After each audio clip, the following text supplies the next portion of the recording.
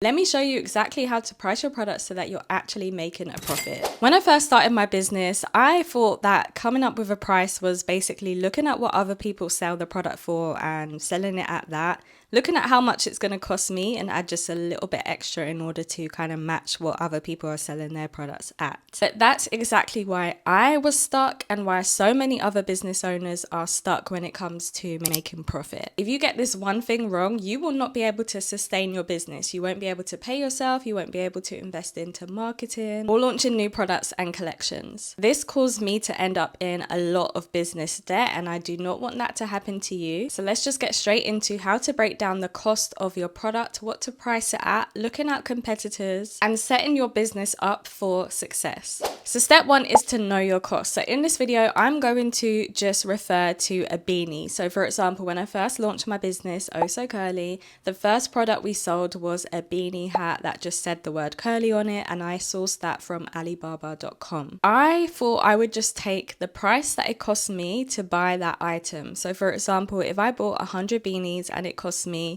£300, that means that each beanie costs £3, which is what you would think as a new business owner. However, there are other things that go into your product cost. So next we need to factor in a few key things. So the first one is the fee of your selling platform. So if you sell with Shopify like I do, I highly recommend them. I have a link down below to the free trial, but they do charge a fee. Most selling platforms do charge a fee. So you want to include that within your cost. So we have £3 for the beanie. Now we need to add the cost of Shopify, which is typically I think 2% plus 25p. So we want to add that on top of the £3. Next we need to factor in, you are not just going to simply take that beanie and just throw it at the customer. No, we are actually going to have to package it in something and then send it to the customer. So within that cost, you have a cost of a poly bag or a box, and also you might want to add tissue paper, a thank you card, and then you may have even bubble wrap. All of those things, they look nice, but they add up. So you need to incorporate the cost of those within the price of your product. Now, that may sound very extra. I mean, you don't really have to include every single thing, but just to be on the safe side and in order to really see, are you going to make a healthy profit? I like to include everything. You also want to include the cost of labor. Now, you probably don't pay yourself in the beginning. I know I didn't pay myself at all in the beginning, but you do want to include that cost because in the future, you may want to outsource shipping or fulfillment or hire someone who's going to work for you and pack orders, and that's going to cost you. So if you incorporate a small fee within your product price from now, that's going to save you later down the line. So we have the price of the product, we have the materials that we use for packaging and shipping, and then we also have labor and our selling fee. You may also want to think far ahead and include 20% VAT, because if you are going to be making over £90,000 a year, you will have to eventually pay VAT, and that is going to be a 20% on each product that you sell. So that means that later on in your business, say you explode and you go viral and now you're selling 90,000 plus a year, you then are going to scramble. I've seen a lot of business talk about this online where they suddenly have gone over that threshold and then they're like, oh my gosh, I can't make it a good profit anymore because I now need to add 20% on, and then they have to up their prices, which can annoy their customers. Whereas if you include this in the beginning, you're going to be fine if you have to pay that extra 20% VAT. So you can include that. It is optional, but it's something to think about. This one also is optional. You can include the shipping fee. So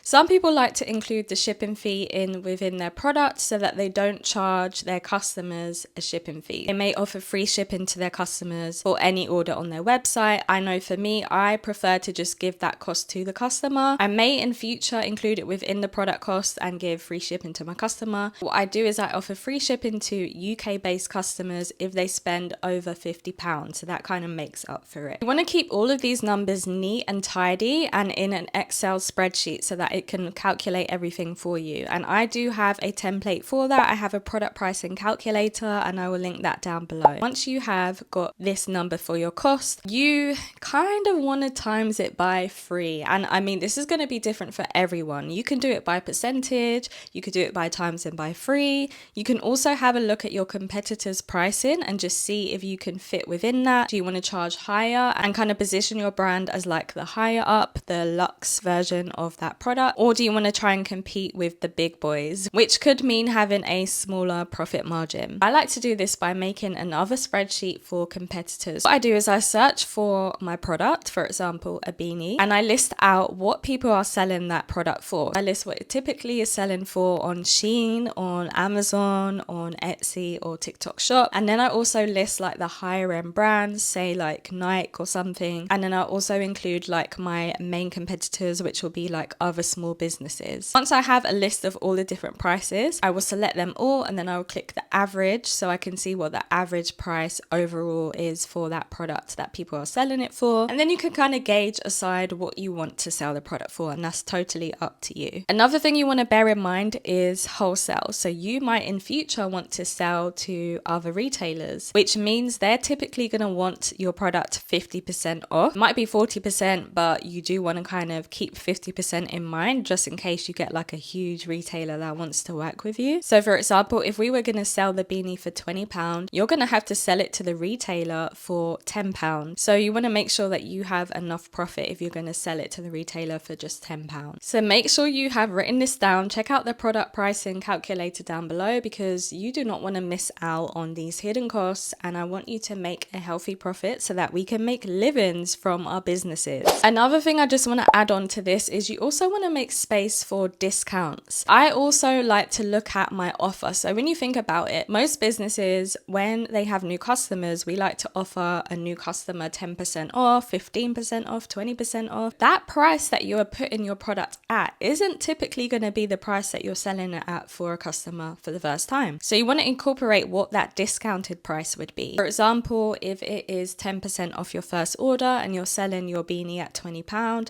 that means you're going to sell it for really £18. Now we need to figure out what our profit would be if we're selling it at £18. These little things will sneak up on you, so make sure you incorporate that. Then you want to think ahead. Think about Black Friday. What would you like to sell it for when it is a Black Friday sale? Do you want to do 50% off? Because again, that's going to mean that you're going to need to make sure that if you sell it for £10, you're still going to make a profit. These are real valuable tips I'm sharing, so make sure that you subscribe if you are finding this useful, and definitely comment below if you have any other questions. Positioning matters. As I mentioned before, looking at your competitors and figuring out where you want to position yourself. I know for me, for Oso Curly, I tried so much in the beginning to compete with the lower side, and that hurt me as a business because I wasn't making profit at all. People were buying because the price was so good and it was probably the same as what you would get in like say a Primark or an Amazon, but I can't as a small business really compete with that. So now it's all down to how I position my brand, and this is where a lot of marketing comes into play. So that can be social media marketing, email marketing, educating your customers and your followers. You want to get influencers on board, brand ambassadors. Your job is to position your brand as the go-to. Like, why should we go to you instead of Amazon and Etsy? And honestly, guys, this is something I'm still learning and still trying to do myself, especially as I gear up for a launch of a new collection and new products and styles. I need to figure out how to position my brand as like the one that people want to go to. Another thing you want to do is list out all of your expenses as a business, because this is where your profit's going to be eaten up. Write out your dream scenario. I like to write out how much I would want to pay myself in salary, how much I'm going to be paying for subscriptions and tools that I want to use.